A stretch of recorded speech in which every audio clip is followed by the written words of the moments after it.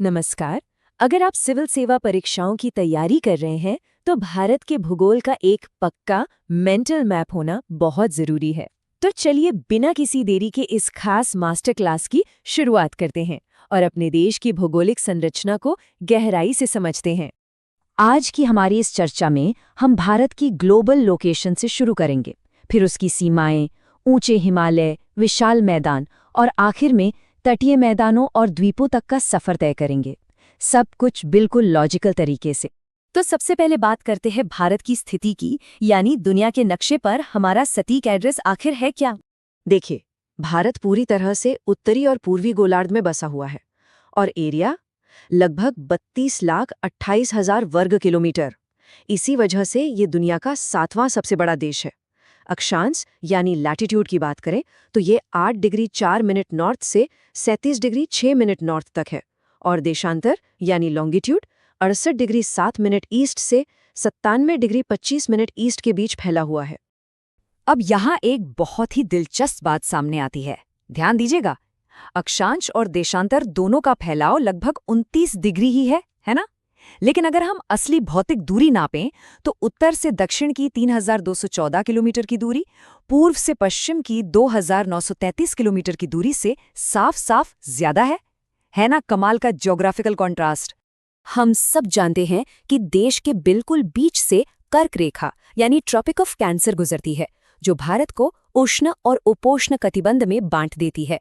इसे याद रखने की एक जबरदस्त ट्रिक बताऊं? बस याद रखिए मगरमच्छ झपटा। जी हाँ, म से मध्य प्रदेश, ग से गुजरात, र से राजस्थान और ऐसे ही मिजोरम, छत्तीसगढ़, झारखंड, पश्चिम बंगाल और त्रिपुरा।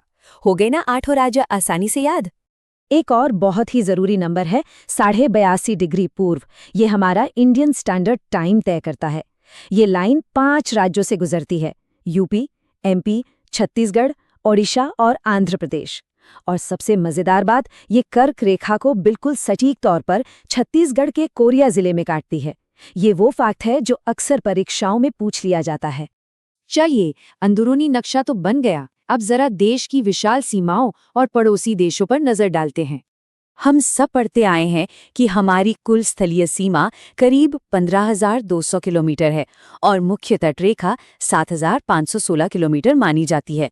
लेकिन गृह मंत्रालय के ताज़ा डेटा के हिसाब से द्वीपों की तटरेखा का बिल्कुल सटीक आंकड़ा 1198 किलोमीटर है। ये पॉइंट बिल्कुल नोट कर लीजिए, क्योंकि ऐसे ही बारीक डिटेल्स आपको दूसरों से एक कदम आगे रखते हैं। अब बात पड़ोसियों की, वो भी घटते क्रम में। इसके लिए एक बहुत ही शानदार और आजमाई हुई ट्रिक है। बचपन से MBA। ब से बांग्लादेश, जिसके साथ हमारी सबसे लंबी सीमा लगती है, और आखिर में A से अफगानिस्तान, जिसके साथ सबसे छोटी। बस ये एक लाइन याद रखिए और सारा सीक्वेंस दिमाग में छप जाएगा। जरा सोचिए, हमारे देश में 5 ऐसे राज्य हैं जो पूरी तरह से लैंडलॉक्ड हैं। मतलब ना तो समंदर से उनकी कोई सीमा लगती है और ना ही किसी दूसरे देश से। ये राज्य हैं हरियाणा, मध्य प्रदेश, छत्तीसगढ़, झारखंड और तेलंगाना। मैप पर इन्हें पहचानना बेहद महत्वपूर्ण है। जमीन से निकलकर अगर समंदर की तरफ देखें तो दक्षिण में हमारा पड़ोसी है श्रीलंका। ये हमसे एक बहुत ही पतले समुद्री रास्ते से अलग होता है, जिसे पाक जलडमरू मध्य या पाक स्ट्रेट कहते हैं, और मन्नान की खाड़ी भी यहीं स्थित है। और पता है सबसे हैरत अंगेज बात क्या है? भारत के धनुषकोडी और श्रीलंका के तलाई मन्नार के बीच का फासला सिर्फ 32 किलोमीटर है। बस 32 किलोमीटर। अब आते हैं भारत की भौगोलिक संरचना के सबसे शानदार हिस्से पर, हमारी अभेद्य उत्तरी दीवार यानी महान हिमालय। अब ये विशाल पहाड़ कोई रातों रात तो बन नहीं गए। एल्पाइन पर्वत निर्माण काल में लाखों सालों तक एक नाटकीय प्रक्रिया चली थी। पहले गोंडवाना लैंड टूटा, फिर भारतीय प्लेट धीरे धीरे उत्तर की तरफ खिसकी और आखिरकार यूरेशियन प्लेट से जा टकराई। इसी जबरदस्त टक्कर से तलछट मुड़े और हिमालय जैसे वलित या फोल्डेड पर्वतों का जन्म हुआ। अगर हम इन्हें उत्तर से दक्षिण की तरफ परतों में बांटें तो सबसे पहले ट्रांस हिमालय, फिर महान हिमालय, उसके बाद मध्य हिमालय और आखिर में शिवालिक आते हैं। अब यहाँ एक बहुत बड़ा कंफ्यूजन होता है, ध्यान से सुनिएगा। भारत की सबसे ऊंची चोटी K2 तो है, लेकिन वो ट्रांस हिमालय में आती है। अगर कोई पूछे कि भारत की मुख्य भूमि में हिमालय की सबसे ऊंची चोटी कौन सी है, तो सही जवाब होगा कंचनजंगा, ये वो बारीक सा अंतर है जहां अक्सर नंबर कट जाते हैं। पहाड़ों से नीचे उतरकर अब हम चलते हैं भारत के दिल, यानी विशाल उपजाऊ मैदानों और दक्षिण के उस प्राचीन स्थिर प्रायद्वीपीय पठार की ओर। पहाड़ों से जब नदियां तेजी से नीचे आती हैं ना, तो अपने साथ ढेर सारा मलबा और तलछट लाती हैं। इसी से मैदानों को 4 अलग-अलग भूवैज्ञानिक हिस्सों में बांटा जाता है। सबसे पहले चट्टानी भाबर, जहां नदियां पत्थरों के नीचे मानो गायब ही हो जाती हैं। फिर आता है दलदली तराई क्षेत्र। इसके बाद पुरानी मिट्टी वाला बांगर और आखिर में हर साल बाढ़ के पानी से नई होने वाली बेहद उपजाऊ खादर मिट्टी। मैदानों के ठीक नीचे दक्षिण की तरफ एक बहुत ही पुराना उल्टे त्रिकोण के आकार का भूभाग है, हमारा प्रायद्वीपीय पठार। ये असल में गोंडवाना लैंड का ही एक हिस्सा है, जो आर्कियन युग की नीस और शिस्ट जैसी बेहद पुरानी चट्टानों से बना है। ये भारत का सबसे पुराना हिस्सा है, जिसके दोनों तरफ पश्चिमी और पूर्वी घाट पहरेदार की तरह खड़े हैं। अब यहाँ अपने फैक्ट्स को जरा अपडेट कर लीजिए। अक्सर किताबों में पुरानी जानकारी मिल जाती है, लेकिन ताज़ा भूवैज्ञानिक सर्वेक्षण बताते हैं कि पूर्वी घाट की सबसे ऊंची चोटी अब जिंदागाड़ा है, जो आंध्र प्रदेश में है, ना कि महेंद्रगिरी। और पश्चिमी घाट की सबसे ऊंची चोटी वो अनामुदी है। तो ये नया फैक्ट एकदम पक्का याद रखिएगा।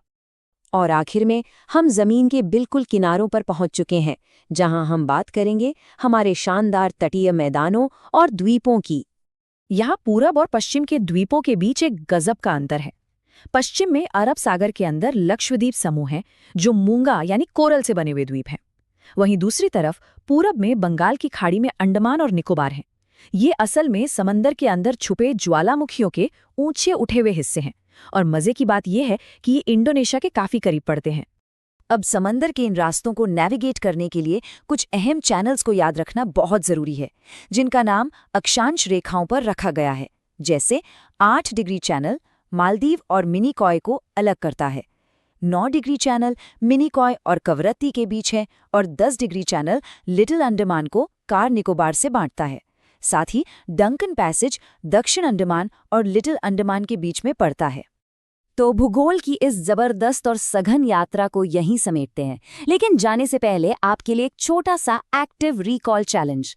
क्या आप बता सकते हैं कि लक्षद्वीप और अंडमान निकोबार की राजधानियां क्या हैं? और हाँ, अंडमान की राजधानी किस खास द्वीप पर स्थित है? इसके बारे में थोड़ा रिसर्च कीजिए, सोचिए और अपने मेंटल मैप को और भी पक्का कर लीजिए। हमारे साथ इस चर्चा में जुड़ने के लिए बहुत बहुत धन्यवाद।